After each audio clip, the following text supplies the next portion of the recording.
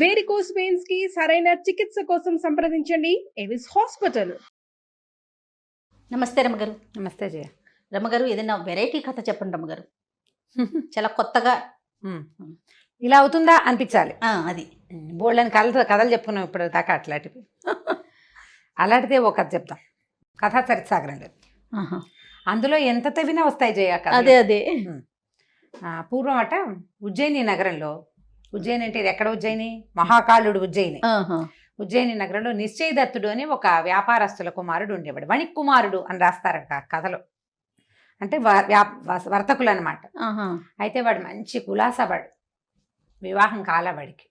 వాళ్ళ అమ్మ నాన్న ఉన్నారు. అసలు పిచ్చి ఆటలు ఆడేసేవాడు, ఏమిటేమిటో రకరకాలు చేసేసేవాడు. కొంచెం సరదా అయినవాడు. వీడు ఏం చేసేవాడు అంటే మహాకాళ దర్శనానికి వెళ్ళేవాడు. ఎట్లా? ఈ క్షిప్రా నదిలో స్నానం చేసి, క్షిప్ర అక్కడ నది, క్షిప్ర రెండును ఒకే పేరు. స్నానం చేసి తర్వాత ఈ మహాకాళ మందిరానికి సమీపంలో ఒక పెద్ద శ్మశానం ఉండేది అప్పట్లో. అప్పుడు శ్మశానంలోకి వెళ్ళటము, శ్మశానం దగ్గరికి తిరగటము అసలు నిషిద్ధమే కాదు. ఒకటి ఆడవాళ్ళు కూడా వెళ్ళేవారు, అందరూ పోయేవాళ్ళు. ఇష్టారాజ్యం ఏమీ లేదు అక్కడ, భయం లేదు అసలు. రెండోది ఏంటంటే మహాకాళ మందిరానికి దగ్గరలో శ్మశానం ఎందుకుందంటే శ్మశాన భస్మంతోటే స్వామికి అర్చన చేసేవాళ్ళు. భస్మాభిషేకం చేస్తారు ఉజ్జయిన్లో మహాకాళ లింగానికి. అది శ్మశానం నుంచి తీసుకొస్తారు చితాభస్మం. అవును, దగ్గరే ఉంటుంది అది. అయితే ఇతను ఏం చేసేవాడు, రోజు గంగలో స్నానం చేశాక చక్కగా చందనం తీసుకుని అప్పుడు గంధం రాసుకోవటం అనేది ఒక అలవాటుగా ఉండేది. ఇప్పుడు మనం క్రీమ్ రాసుకుంటామా, మాయిశ్చరైజరు, అట్లా గంధం రాసుకోవటం అందరూ చేసేవాళ్ళు. ఆడా మగ తేడా లేదు దానికి. ఈ అబ్బాయి ఏం చేసేవాడంటే కొంచెం గంధం తీసుకుని ముఖానికి చేతులకు రాసుకుని ఓ అంత తీసి పట్టుకొచ్చుకునేవాడు. ఈ శ్మశానంలో ఒక స్తంభం ఉండేది, రాతి స్తంభం ఏనాటిదో. ఆ స్తంభానికి ఆ గంధం పెట్టి వీపుని దానికేసి ఇలా రుద్దేవాడు. వీపుకి గంధం రాసుకోవటానికి ఆ స్తంభాన్ని వాడుకునేవాడు అబ్బాయి. వీపు మీద చేయి అందదు కదా, ఎగిడి దిగిడిపోతుంది. స్తంభం మీదకి ఇట్లా వీపు రాసేవాడు అనమాట. ఇలా రాయిగా రాయిగా రాయిగా కొన్నాళ్ళకి ఆ స్తంభం ఓవైపు నున్నగా అయిపోయింది. ఓనాడు ఒక రాత పనివాడు, ఒక శిల్పి అక్కడికి వచ్చారు. ఈ స్తంభం దగ్గరికి వచ్చి స్తంభం నున్నగా ఉండేసరికి, అదొక స్తంభం అంటే ఒక రాయి, అంటే మన కొండరాయి అలా పొడుగ్గా ఉందనుకుందాం. అవును. అక్కడ రాతి నునుపు చూసి అబ్బా ఎంత బాగుందిరా అని ఈ వ్రాత పనిగాడు ఉన్నాడు కదా, వాడు ఒక అమ్మవారి గౌరీదేవి పిక్చర్ వేశాడు చేతితోటి, ఇట్లా పెన్సిల్ తోటి.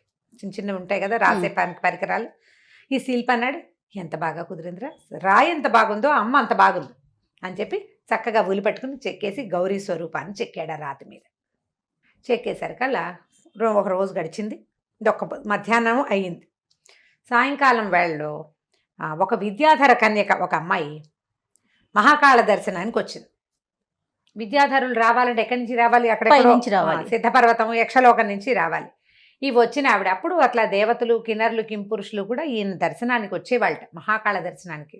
ఉజ్జయినిలో శివుడు స్వయంగా నాట్యం చేస్తాడని, మహాకాళుడు స్వయంగా నాట్యం చేస్తాడని, ఆయన అక్కడే ఉంటాడని, మహాకాళ సాన్నిధ్యం ఉందని చెప్పుకునేవాళ్ళు.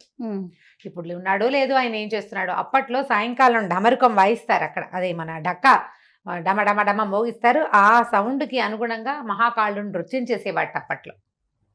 కాళిదాసు రాసిన మేఘ సందేశంలో కూడా ఈ మహాకాళుడు నాట్యం చేసే వేళలో ఎలా ఉంది, ఎలా వినిపిస్తుంది, ఉరుములు ఉరివినట్టుగా ఆ డక్కా సౌండ్ వినపడుతుందని, మహాకాళ నృత్యం జరుగుతోందని చెప్తుంది. మేఘం నేను చూస్తున్నాను అని చెప్తుంది అనమాట. అది మేఘాన్ని నువ్వు చూస్తూ వెళ్ళు అని యక్షుడు చెప్తాడు మేఘానికి. అందులో మేఘ సందేశం శ్లోకాలు భలే బాగుంటాయి. అయితే ఇలా జరుగుతున్నప్పుడు ఈ విద్యాధర కన్యకు వచ్చి, సరే ఏం చేసింది, స్వామివారి దర్శనం అయిపోయాక విశ్రాంతి తీసుకోవడం కోసం బయటకు వస్తూ ఈ స్తంభంలో ఉన్న గౌరీ ముఖాన్ని, అమ్మవారి ముఖాన్ని చూసి గౌరీ సాన్నిధ్యం ఉన్నదని భావించి ఆ స్తంభంలో విశ్రాంతి తీసుకుంటోంది. స్తంభంలో చేరిపోయింది. ఓ రోజు విశ్రాంతి తీసుకుని మర్నాడు వెళ్దాం అనుకుంది. మర్నాడు పొద్దునే మనవాడు గంధం పుచ్చుకొచ్చాడు అక్కడికి. ఇవాళ పొద్దు నుంచి మర్నాడు పొద్దుటి కదా వస్తాడు. వచ్చేసరికల్లా గంధం పుచ్చుకున్నాడు. ఈ స్తంభం దగ్గరికి వచ్చేసరికల్లా అమ్మవారి ముఖం కనపడింది. ఎలా వచ్చింది అమ్మ అని ఆశ్చర్యపోయాడు. గౌరీ ముఖాన్ని చూసేసరికి మరి అమ్మవారి ముఖానికి గంధం రాయలేడు కదా. ఏం చేశాడు, వెనక్కి వైపుకి వెళ్ళి ఆ స్తంభానికి పెద్దది ఉంటుంది, ఆ వెనక వైపున గంధం పట్టించి వీపు దానికి వేసి రాయబోతున్నాడు. ఈ స్తంభంలో ఉన్నటువంటి ఆ విద్యాధర కన్యక, ఎంత బాగున్నాడు అబ్బాయి, భలే ఉన్నాడు అనుకుంది. అతను చూస్తోంది, ఉమ్. గౌరి ముఖం నుంచి అమ్మాయి చూస్తోంది. వీడు వెనక్కి వచ్చి స్తంభానికే ఈ గంధం రాసి తన వీపు దానికి ఆనించేశారు. కల్లా సంతోషం పట్టలేకపోయింది. పట్టలేక ఏం చేసింది, ఆ గంధాన్ని చేత్తో తీసుకుని ఈ స్తంభం లోపల నుంచి అమ్మాయి చేయి బయటకు వచ్చింది. అతను వీపు మీద గంధం రాసేసరికల్లా తనకు తగులుతున్నది స్తంభం కాదు చెయ్యి అని తెలుసుకున్నాడు ఈ ఆ. నిశ్చయదత్తుడు. తెలుసుకుని తటాల వెనక్కి తిరిగి చేయించుకున్నాడు. చెయ్యి మానవ స్పర్శ వాడు పట్టుకునేసరికి ఆ అమ్మాయి ముట్టుకున్నప్పుడు ఏమవ్వాల, వాడు పట్టుకునేసరికల్లా ఆ అమ్మాయి స్తంభం నుంచి బయటకు వచ్చేసింది. ఆయన ఆశ్చర్యపడి, ఎవరు నువ్వు, ఇక్కడ ఎందుకున్నావు, ఏమిటి నా వీపు మీద చెయ్యి ఎందుకు పెట్టావు నువ్వు అని అడిగాడు. అడిగేసరికల్లా అమ్మాయి ఏమంది, ఈ అమ్మవారి ముఖం చూసి గౌరీ సాన్నిధ్యం ఉందని భావించి ఇందులో ఉన్నాను. నువ్వు నిన్ను చూసేసరికల్లా నాకు సంతోషం వచ్చేసింది, నచ్చావు నువ్వు నాకు. విద్యాధార కన్యకలు ఇలాగే ఎవరు నచ్చితే వాడితో చేస్తూ ఉంటారు. అందుకని నేను ఇది రాయిపోయాను అంటే ఇతను అన్నాడు, అబ్బాయి ఎంతో బాగుంది, నాకు ఎంతో సంతోషం కలిగింది, నువ్వు నాతో ఉండిపోమన్నాడు. ఓయ్. అనేసరికల్లా ఈ అమ్మాయి ఏమంది, నేను ఇక్కడ ఎలా ఉంటాను, నేను విద్యాధర కన్యకను కదా, ఇక్కడి నుంచి హిమోత్పర్వత ప్రాంతాల్లో ఉంది మా ఇల్లు. నా తండ్రి అదేదో పేరు తమాషా పేరు మర్చిపోయాను నేను, ఒక రాజ్యము విద్యాధరుల రాజ్యము, విద్యాధర రాజు ఆయన కూతురు ఈ అమ్మాయి పేరు అనురాగపర. అనురాగపర నా పేరు. నువ్వు నీ గనక నేను కావాలంటే మా ఇంటికి వచ్చి నన్ను స్వాధీనం చేసుకో, మా ఇంటికి రా, నీకు ఆ శక్తియుక్తులు ఉన్నాయి, ప్రయత్నిస్తే నా దగ్గరికి నువ్వు రాగలవు. నేను ఇక్కడ ఉండలేను, నువ్వు అక్కడికి వస్తే నేను నీతో ఉంటాను అని చెప్పి మహాకాళుడికో దండం పెట్టి వీడికి టాటా చెప్పి వెళ్ళిపోయింది. ఓ. వీడికి నిద్ర పట్ల మానేసింది, అన్నం సహించడం మానేసింది. ఆ అందమైన అమ్మాయి దాని చెయ్యి తన వీపు మీద ఉన్నట్టే అనిపిస్తుంది. ఎలాగైనా అమ్మాయిని అవైల్ చేయాలి, ఏం చేయాలి. లవ్ ఎట్ ఫస్ట్ సైట్ కథలు ఇప్పుడు మనం వింటామా, నాకు మామూలుగా ఒళ్ళు మండిపోతుంది.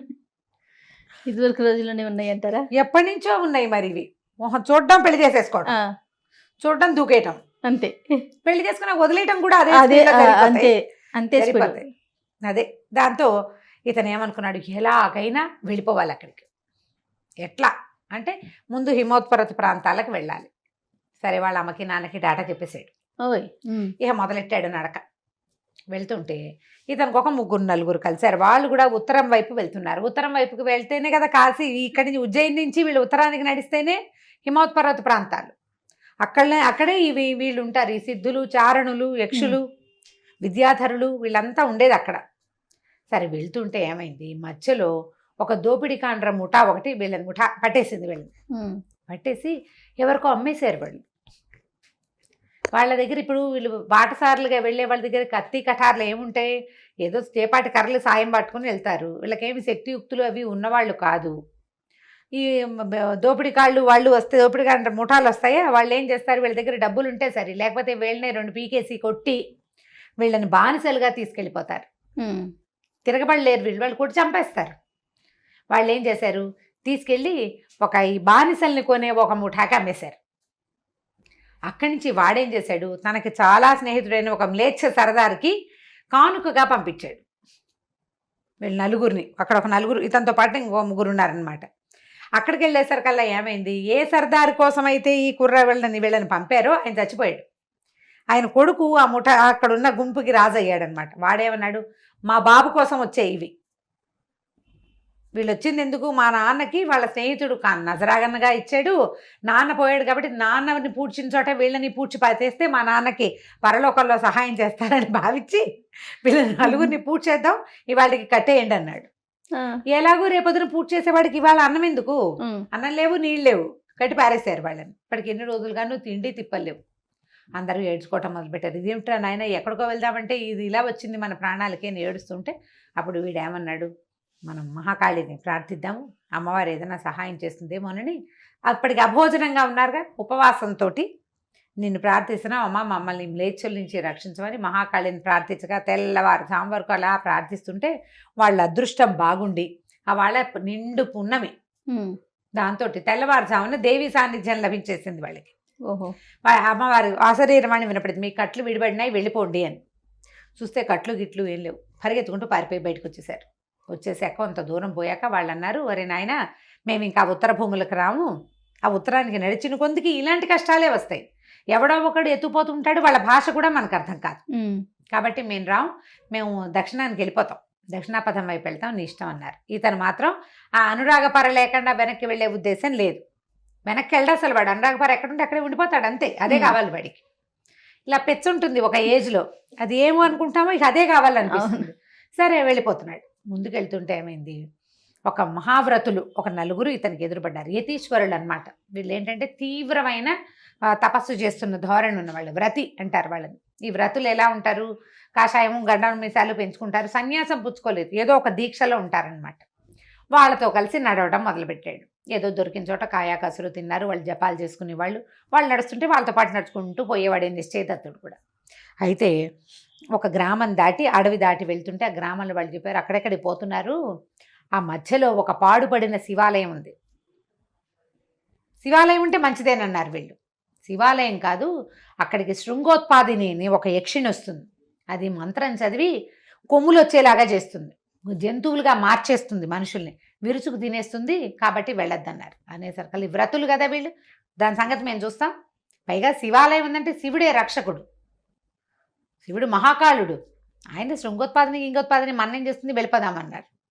వీడేమనుకున్నాడు, వాళ్ళు నలుగురు ఉన్నారు కదా, పైగా జమాజెట్టీలు వాళ్ళు, వీడు కొంచెం సామాన్యంగా అందంగా ఉన్నవాడు, వాడు పెద్ద పెద్ద పర్సనాలిటీలు, కలిసిపోయాడు వాళ్ళతో పాటు. ఆ అడవిలోకి వెళ్ళేసరికి అక్కడ ఒక పెద్ద శివాలయం, కానీ పాడుగా ఉంది. వీళ్ళు పోయి ఆ సాయంకాలం దొరికిన పళ్ళు గిళ్ళు ఏవో ఉన్నాయి, అవి తినేసి శివాలయంలో పడుకుందామని లోపలికి వెళ్ళారు.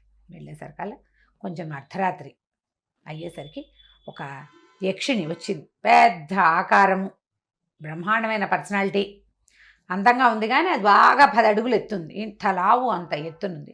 దాని చేతిలో ఒక కిన్నెర ఇట్లా వాయించే ఒక సాధనం ఉంది, కంకాళ కిన్నెరి అంటారు దాన్ని. ఆ కంకాళ కిన్నెరిని వాయిస్తూ వచ్చింది ఇక్కడికి. వచ్చేసరికల్లా వీళ్ళు ఏమనుకున్నారు, ఏమవుతుంది మన ఏం చేస్తుందో చూద్దాం అనుకున్నారు. అది వచ్చి చక్కగా ఒక పుల్లలు 4 ఏరి ఒక చోట పెట్టి పోయి వెలిగించి నెగ్గడ్లాగా తయారు చేసింది. అక్కడ కూర్చుని ఆ వ్రతుల కేసు చూస్తూ ఈ కిన్నెరి వాయిస్తూ ఏదో మంత్రం చదవటం మొదలుపెట్టింది. అందులో మొట్టమొదటి వాడిని నీ పేరేమిటి అని అడిగింది. వాడు తన పేరు చెప్పంగానే ఆ పేరుతోటి ఆ మంత్రం చదివి వాయించడం మొదలుపెట్టింది. నాట్యం చేస్తుంది ఇట్లా ఊగుతూ, అది పట్టుకుని చక్కగా కూర్చున్నాడు వ్రతి బాసిపెట్టలేసుకుని. 1 నిమిషంలో లేచి నిలబడి ఇలా చేతులు కాళ్ళ మీద 2 కాళ్ళు 2 చేతుల మీద ఇలా వంగి నుంచున్నాడు జంతువులాగా. ఒక 2 నిమిషాలు 3 నిమిషాల తర్వాత అతనికి మొహం నుంచి కొమ్ములు రావడం మొదలుపెట్టాయి. ఇంకొక 5-10 నిమిషాలకి ఒంటి మీద బొచ్చు వెనకాల తోక కూడా వచ్చినాయి, గుర్రైపోయాడు వాడు. శృంగ ఉత్పాదిని అంటే కొమ్ములు మొలిపిస్తుంది అది. శృంగములు అంటే కొమ్ములు, ఉత్పాదిని అంటే మొలిపించేది. ఇలా కొమ్ములు వచ్చేసిన గొర్రె దానంతటదే ఏగిరి ఒక్క దూకి ఆ నెగట్లో పడిపోయింది. పడిపోగానే ఇది కిన్నెరిని పక్కన పెట్టుకుని సంకలో పెట్టుకుని ఆ గొర్రెని శుభ్రంగా ఒలుచుకుని తినేసింది. పొయ్యి మీద నిప్పులో పడిపోయింది కదా. మిగిలిన వాళ్ళు నిర్ఘాంతపై చూస్తారు, అది మళ్ళీ టింగ్ టింగ్ అని వాయిస్తుంది, సంగీతం పాడుతుంది, నాట్యం చేస్తుంది. నీ పేరేమిటి, ఇంకా పేరు చెప్పకుండా తప్పించుకోలేరనమాట వాళ్ళు. వాడి పేరుతోటి, ఆ రెండో వాడి పేరుతోటి మళ్ళీ చదివింది మంత్రం. వాడు అంతే, మళ్ళా వాడు కూడా ఇలాగే నుంచున్నవాడు అడ్డంగా అయిపోయాడు, జంతువు అయిపోయాడు. వాడు వచ్చి గేట్లో పడిపోయాడు, కొమ్ములు వచ్చేసినాయి, తినేసింది. 3వ వాడిని 4వ వాడిని కూడా తినేసింది. 5వ వాడు చివర ఉన్న మన హీరోకి నిశ్చయదత్తుడికి వచ్చింది అవకాశం. కాకపోతే ఈ 4వది తినేసరికి దానికి కొంచెం ఆయాసం వచ్చింది. ఏం చేసింది, ఈ కంకాల కిన్నెర ఉంది వాయిచ్చే సాధనం, అది పక్కన పెట్టింది. పెట్టేసరికి అలా వీడేం చేశాడు, వాళ్ళేమో ముందు ఉన్న 4 మంచి పర్సనాలిటీలు, వీడు కొంచెం పల్చగా చిన్నగా ఉన్నాడు. వీడు గబుక్కుని ఏం చేశాడు, ఆ కిన్నెరని ఎత్తి పుచ్చుకున్నాడు. పుచ్చుకుని అమ్మాయి ఎలా వాయించిందో చూస్తున్నాడు కదా, ఇందాక నుంచి మంత్రం చదివింది 4 times వినేశాడు. వీడు తెలివి గలవాడని చెప్పుకున్నాను కదా. వాడు ఆ మంత్రం చదువుతూ శృంగోత్పాదనికి మంత్రం చదవటం మొదలుపెట్టాడు. హడిలిపోయింది ఇంకా అది. కాళ్ళు పెట్టేసుకుని, బాబా వదిలేరా నాయన, నాకు కొమ్ములు వచ్చేస్తున్నాయి, మానే అంటే నువ్వు వీళ్ళందరినీ తినేసావు, వదిలేస్తాను, నన్ను తినేవా నువ్వు అన్నాడు. నీకు ఏది కావాలంటే అది చేస్తాను రా నాయన, నీకు కావాలంటే అనురాగపర దగ్గరికి నేను తీసుకెళ్తా. దానికి తెలిసిపోయింది వీడు ఎందుకు వచ్చాడు. అనురాగపర దగ్గరికి నేనే తీసుకెళ్తా, దయచేసి నన్ను వదిలిపెట్టేది. నువ్వు మంత్రం చదివా, కొమ్ములు వచ్చాక ఇక నేను మనిషిని కాలేను, ఇక నేను యక్షరూపం ఉండదు, నాకు బుద్ధి కూడా ఉండదు, అందుకని వదిలేయమని అన్నాక సరే వదిలిపెట్టేశాడు. ఏం చేసింది, ఆ యక్షిని వీడిని భుజాల మీదకి ఎక్కించుకుని ఓ పెద్ద మహాపర్వతం మీదకి తీసుకుపోయింది.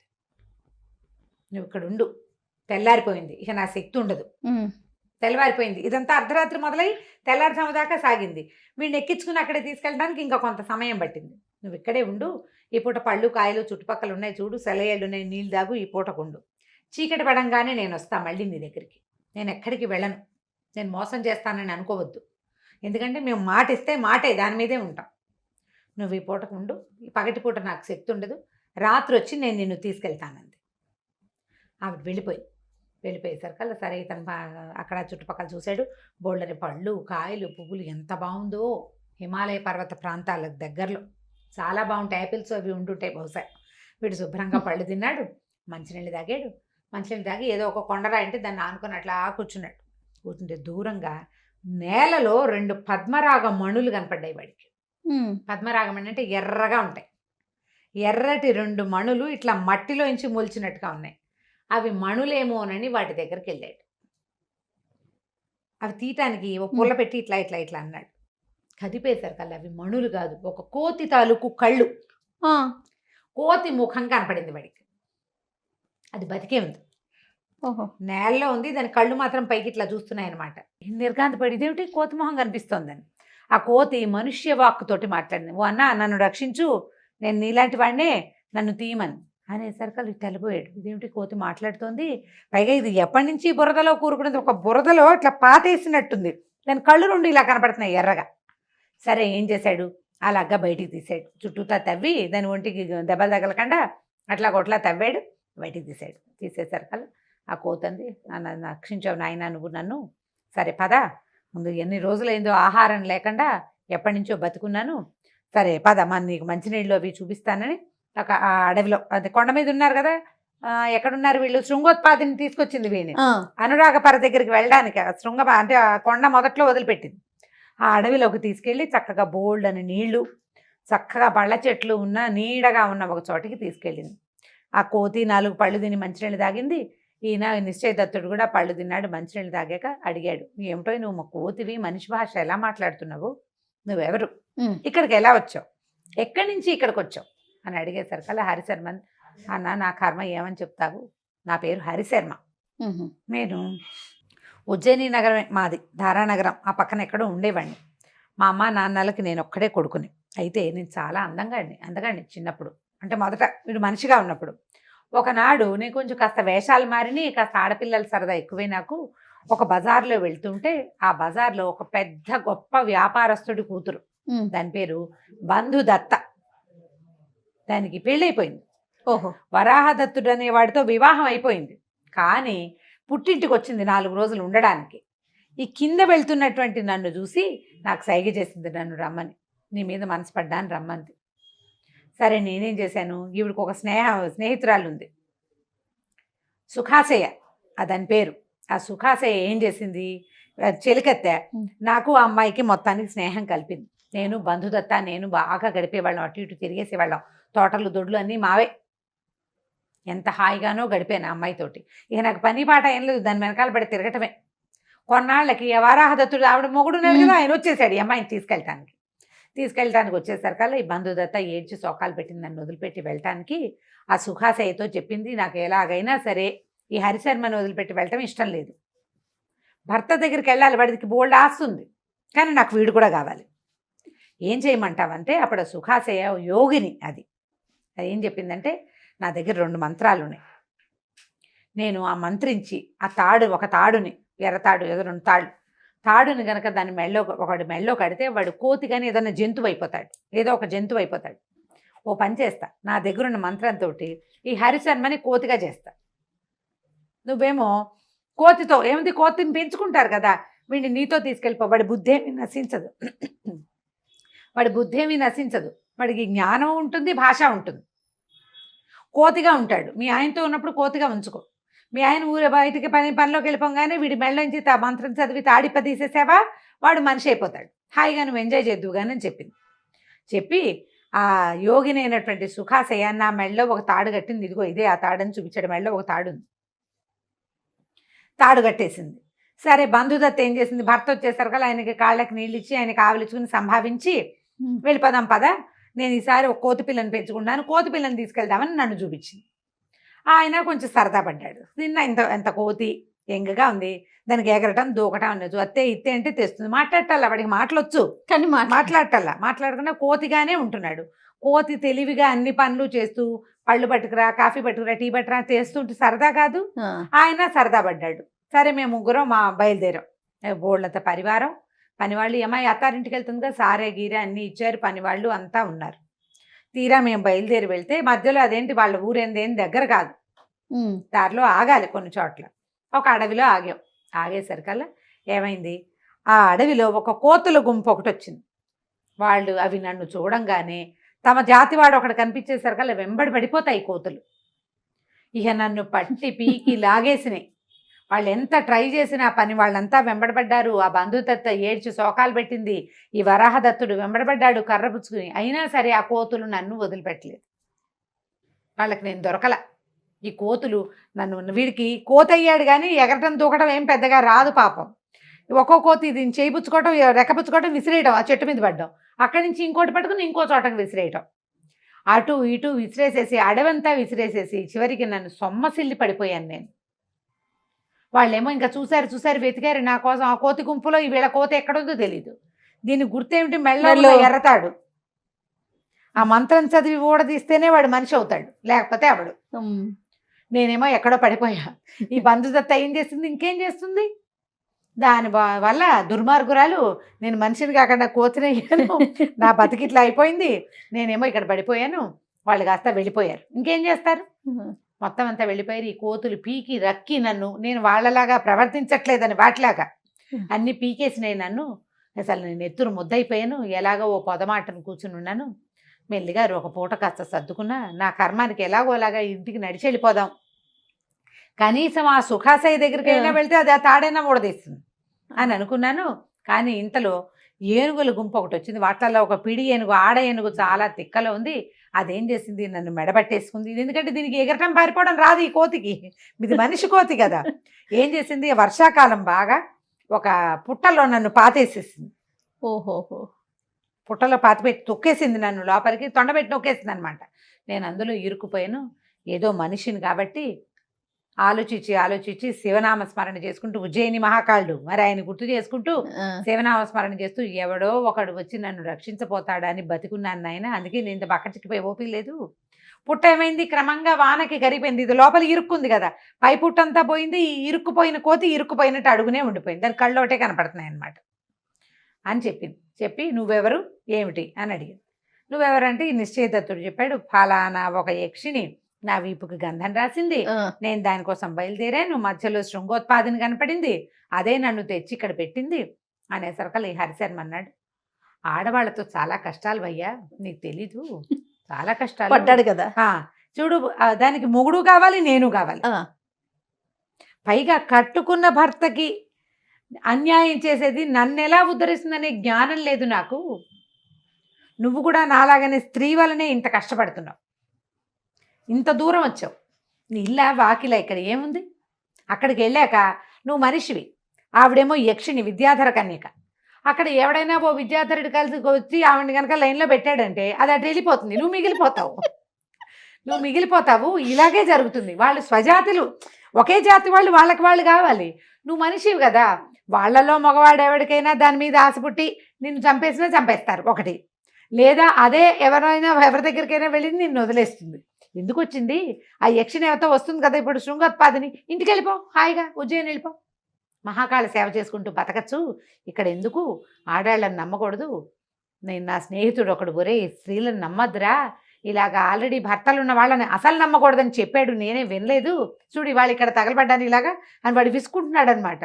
అనేసరికి నిశ్చయదత్తుడు అన్నాడు, అబ్బే అనురాగభరత్ చాలా ప్రీతి, నేను ఆమె వెంటపడలా, ఆమె నా వెంటపడింది, స్తంభాల నుంచి చేపెట్టి వీపు మీద నువ్వు గంధం రాసింది, ఆవిడకి నేను నచ్చాను, నాకు అలా నా విషయంలో అలా జరగదు, కానీ నువ్వెవరితో కథ చెప్తున్నావే, వాడెవడు నీ ఫ్రెండ్ ఎవడో చెప్పమన్నాడు. ఈ ఫ్రెండ్, ఈ హరిశర్మకి ఒక భవశర్మ అని ఒక ఫ్రెండ్ ఉన్నాడు. ఓహో, ఆ భవశర్మ ఒక యోగిని తోటి ఫ్రెండ్షిప్ ఉంది వాడికి, దానికి ఆల్రెడీ వివాహితే, అది భర్త ఉన్నాడు దానికి.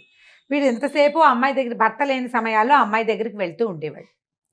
ఎప్పుడు భర్తని మోసం చేస్తుంది ఆ అమ్మాయి, నీతో స్నేహం చేస్తుంది అది కట్టుకున్న భర్తకి దానికి నిత్యం అన్నం నీళ్లు బట్టపాత ఇచ్చేవాడిని అది మోసం చేస్తే నిన్నెట్లా ఉద్ధరిస్తుంది? వీడిని ఉద్ధరించదు. రేపొద్దున ఇంకోటి దొరికితే వీడిని మోసం చేస్తుంది. అసలు ఇది కూడా ఆడవాళ్ళు మగవాళ్ళ విషయంలో కూడా అంతే. కట్టుకున్న పెళ్ళానికి అన్యాయం చేస్తూ నీతో ఒకడు స్నేహంగా ఉన్నాడు అంటే వాడు దానికి మోసం చేసినట్టు నిన్ను మోసం చేస్తాడు. మోసం చేయటం అనేది వాళ్ళ ప్రవృత్తి అంతే. వాళ్ళకి ఎక్కడ ఎవరి దగ్గర న్యాయాలు ఉండవు, ఎవరి దగ్గర ఉండవు. వాళ్ళని నమ్మకూడదు అసలు. 3 మన పెళ్ళిళ్ళు ఫెయిల్ అయిపోతుంటాయి ఇలాంటి వ్యవహారాలతోటి.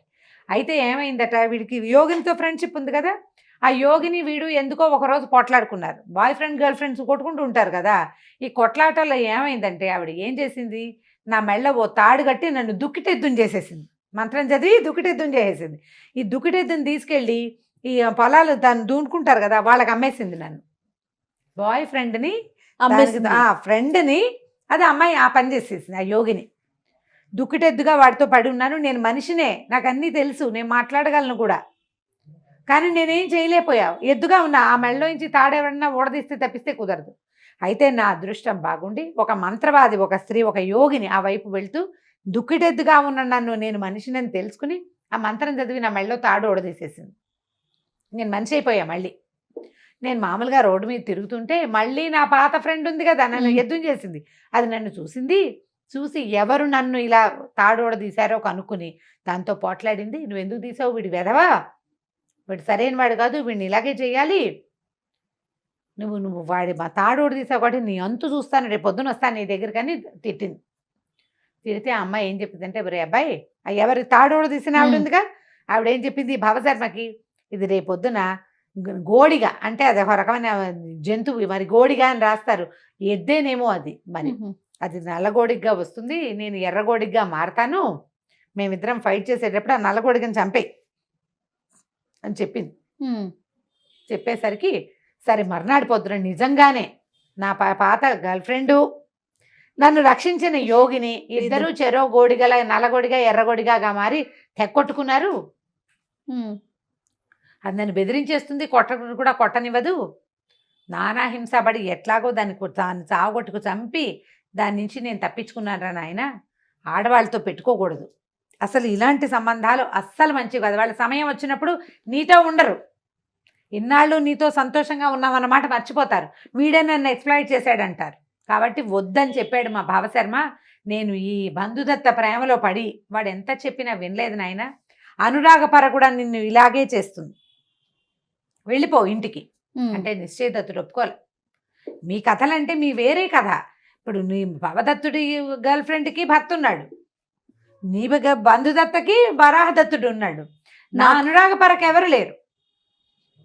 అది చాలా బుద్ధిమంతురాలు, నా కోసమే అక్కడికి వచ్చింది ఉజ్జయినికి, నాకు రమ్మని చెప్పింది. కాబట్టి నేను దాన్ని నమ్మను, రేపొద్దున శృంగోత్పాదిని వస్తుంది, నువ్వు ఇక్కడే ఉండు, ఎవరైనా నీ మెళ్ళలో నుంచి ఈ తాడు తీసేందుకు దొరుకుతారేమో నేను చూస్తా, నువ్వు కోతిగా బతుకు, ఇక్కడే ఈ చెట్ల మీదే ఉండు, నేను వచ్చి ఇక్కడ కలుస్తూ ఉంటా, ఎవరిదైనా ఒక అవకాశం దొరికితే నీ మెళ్ళలో తాడు విపదించి నిన్ను మనిషిని చేస్తా. విద్యాధర కన్య ఉంది కదా మన స్నేహం, అక్కడికి వెళ్ళి కనుక్కుంటాను, కాబట్టి నువ్వు కంగారు పడకని చెప్పాడు. మర్నాడు పొద్దున్నే శృంగోత్పాదన వచ్చింది. ఈ నిశ్చయదత్తుడిని తీసుకెళ్ళి అనురాగపరకి అప్పచెప్పేసింది. అక్కడికి తీసుకెళ్ళిపోయింది యక్షలోకానికి. తీసుకెళ్తే ఇతను చూడంగానే ఆవిడ ఆనందంతో తన కోసం ఇంత దూరం వచ్చిన వాడిని చూస్తే ఎవరికైనా సంతోషమే కదా. రిస్క్ చేశాడు ఇతను చాలా. ఎక్కడ ఉజ్జయిని, ఎక్కడ ఇది విద్యారణ్యం, ఈ విద్యాధరపురం, ఇంత దూరం వచ్చాడు కదా. అతనితో హాయిగా ఉండటం మొదలుపెట్టింది. వాళ్ళెవ్వరికీ తెలియకుండా ఇతనికి రహస్యంగా ఒక భవనం నిర్మించి అక్కడ ఉంచింది. ఎంతసేపు రోజు అతని దగ్గరికి వస్తూ పోతూ ఉండేది. ఇలా వస్తూ పోతూ ఉండగానే ఏం చేశాడు ఇతను, నాకు ఒక స్నేహితుడు కలిశాడని, హరిశర్మని కోతని ఇక్కడ ఉన్నాడని చెప్పి ఏం చేశాడు, అనురాగపరతో కలిసి ఆవిడ ఏం చేస్తుందంటే ఒక వాహనం మీద కూర్చుని వెళ్తుంది ఎక్కడికైనా వెళ్ళాలంటే. ఇతన్ని మాయం చేసేస్తుంది, ఎవరికి కనపడకుండా ఒళ్ళో కూర్చోబెట్టుకుంటుంది, కానీ మనిషి ఉన్నట్టుగా కనపడదు. తన యక్ష విద్యతోటి అతన్ని మాయం చేసి అక్కడికి వెళ్తుంది. తీసుకెళ్తే హరిశర్మ ఆవిడ్ని అనురాగపరని చూశాడు.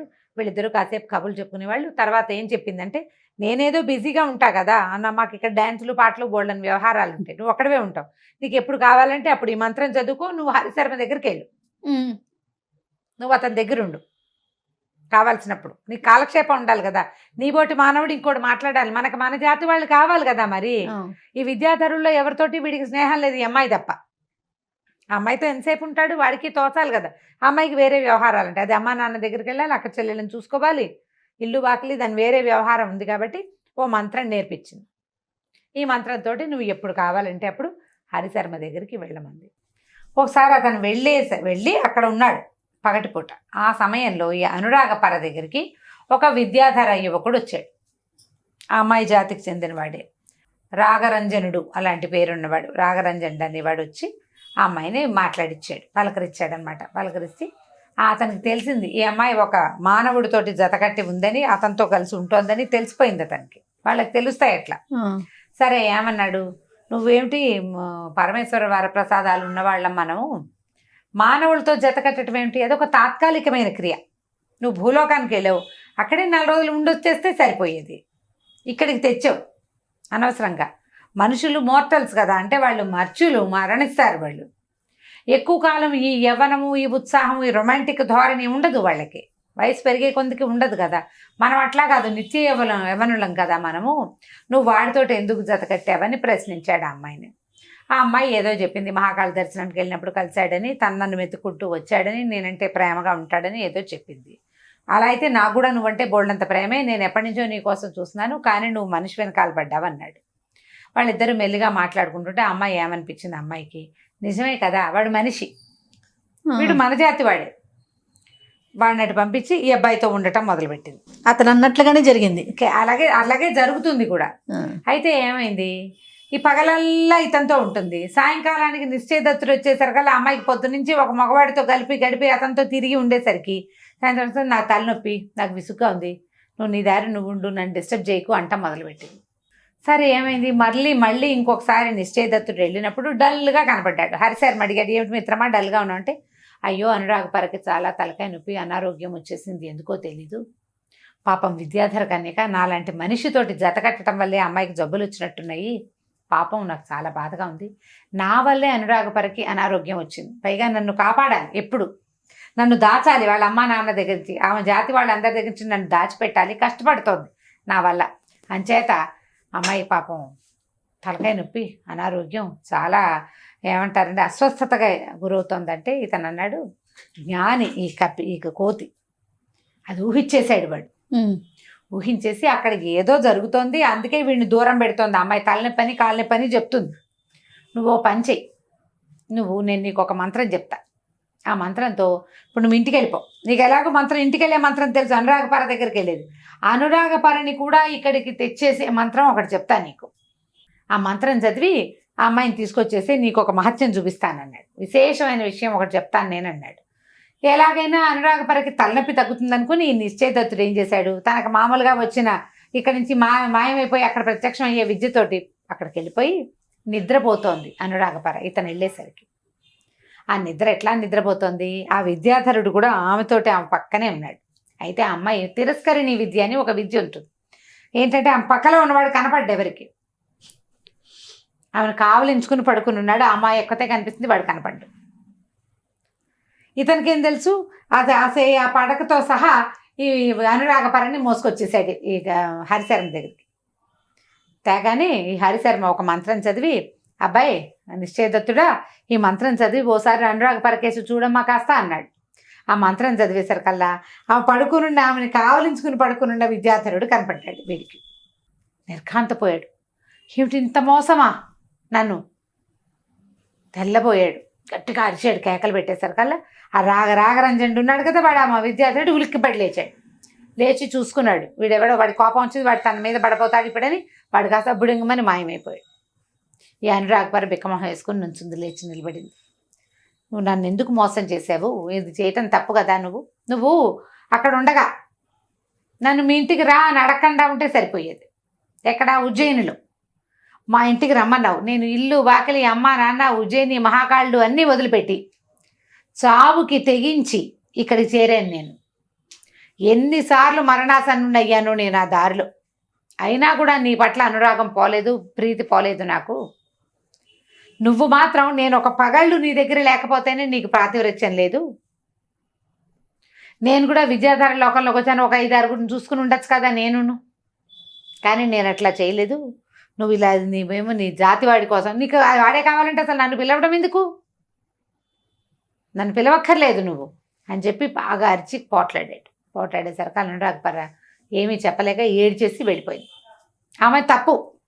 మానవులతో కలిసి ఈ దేవకాంతలు వాళ్ళు ఉండలేరు ఎక్కువ కాలం. ఎందుకంటే మానవులకి మోర్టాలిటీ ఉంటుంది, మృత్యు ఉంటుంది. కొంత వయసు వచ్చాక వాళ్ళకి ఆడవాళ్ళ మీద ఆసక్తి అవి కూడా తగ్గిపోతాయి. ఈ దేవతలకు అట్లా ఉండదు, వాళ్ళు నిత్య యవ్వనులుగా ఉంటారు. వాళ్ళు మ్యాచింగ్ అసలు కుదరదు, అది జరిగే వ్యవహారం కాదు, తాత్కాలికమైంది. కానీ ఇలా మోసం చేసినట్టు అయ్యేసరికి నిశ్చయదత్తుడు అలా ఉండిపోయాడు పాపం. అక్కడి నుంచి ఇతను ఏం చేశాడు, ఏం చేస్తాం, ఇక్కడే ఈ హరిశర్మతోటి ఆ కొండ మీద ఉండిపోయాడు. ఇంకా అనురాగపర దగ్గరికి వెళ్ళాల. నువ్వు ఇచ్చిన విద్యలు నువ్వే పట్టుపో, నాకు అక్కర్లేదన్నాడు. ఆవిడ ఒక మంత్రం చెప్పింది కదా, ఆ మంత్రం తీసేసుకుంది, అతని దగ్గర తీసుకుని తన దారిని తను వెళ్ళిపోయింది.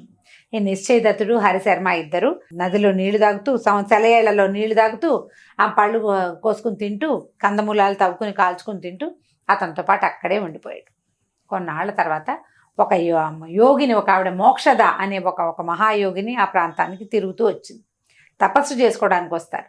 ఆ మోక్షదని చూసేసరికల్లా వీడు వెళ్ళి దండం పెట్టాడు నిశ్చయదత్తుడు. దండం పెట్టేసరికి అతని భుజం మీద ఉన్న కోతిని చూసి ఆవిడ అడిగింది, వీడు ఎక్కడ దొరికాడు నీకు, తను ఎట్లా దొరికాడు, వీడు మనిషి కోతి కాదు. అమ్మ మాకు తెలుసు, ఇట్లా నా ఒక శాపవశాత్ అంటే ఆ తాడు కట్టడం వల్ల అలా ఉండిపోయాడు, దయచేసి ఏదైనా ఒక మంత్రం చదివి వీడి మెళ్ళలో ఉన్న తాడు ఒడిదిస్తే వీడు మనిషి అయిపోతాడని అడిగేసరికి ఆ మోక్షద కాళ్ళు చేతులు కడుక్కుని మంత్రం చదివి హరిశర్మ మెళ్ళలో ఇచ్చి తాడు ఊడదీస్తుంది. ఊడదీసేసరికల్లా ఇంత పిల్ల కోతిగా ఉన్నవాడు ఇంత పొడుగు మనిషిగా హరిశర్మగా మారిపోయాడు. పోనీ ఆవిడ దారిని ఆవిడ వెళ్ళిపోయింది. వీళ్ళిద్దరికీ పంచాక్షరి మంత్రం ఉపదేశం చేసి వెళ్ళిపోతూ చెప్పిందనమాట, స్త్రీలు తమంతట తమ పతివ్రతలుగా ఉండాలి. మన మగవాళ్ళు వాళ్ళని ఏం చేసినా వాళ్ళని పతివ్రతలుగా ఉంచలేరు.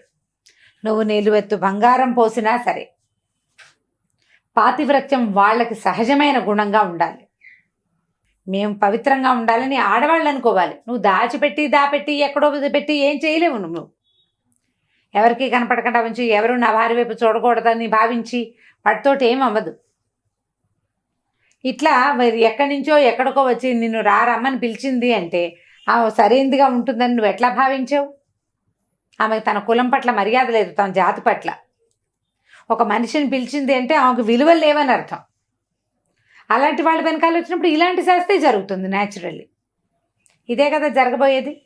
కాబట్టి నాయనా తపస్సు చేసుకోండి మీ ఇద్దరు అని చెప్తే అక్కడి నుంచి ఆ తర్వాత నిశ్చయదత్తుడు ఈ హరిశర్మ ఇద్దరు చాలా కాలం అక్కడే ఆ వింధ్య కనుమల్లోనే చాలా ఏళ్లపాటు ఉండిపోయి తపస్సు చేసుకుంటూ చివరికి మోక్షాన్ని పొందారు.